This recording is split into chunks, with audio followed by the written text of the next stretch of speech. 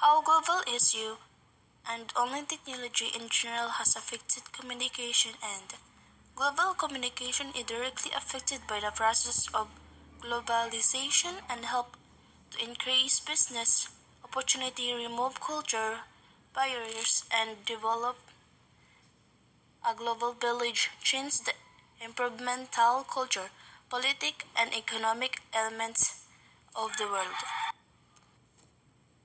How you feel about communication change over this year? Communication changing over this year is all indication we have the capability to communicate effectively with one another, especially with the advent of computerized device will all adapt. How you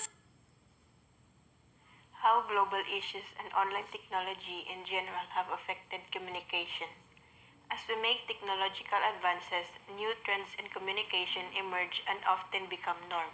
Technology has an impact on communication for better or worse because it is part of our daily lives. It has an impact on how we work, entertain ourselves, and stay connected. These days, online technology has influenced communication, yet there are global issues that have a huge impact on communication, such as cyberbullying and a bunch of trolls that post purposefully provocative offensive messages on the internet in order to get attention, as well as fake news which disrupts communication by spreading incorrect information that affects person's peace of mind. However, technology has an impact on communication by making it easier, faster, and more efficient. As a result, we now have the ability to communicate with anyone on the opposite side of the world. How do you feel about communication changing over the years? One of the most important aspects of human existence is communication.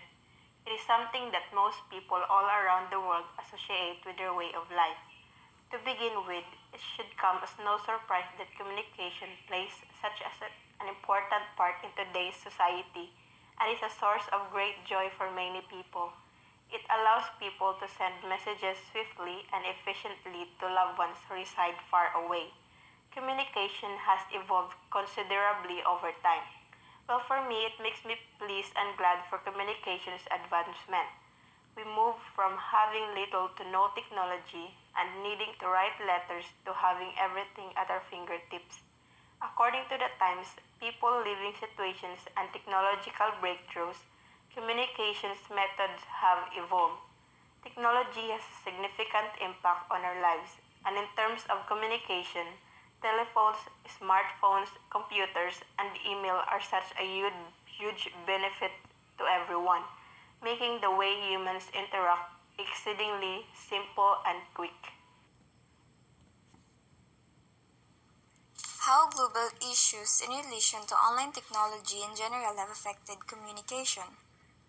Every day, billions of people use social media throughout the world and the number continues to rise.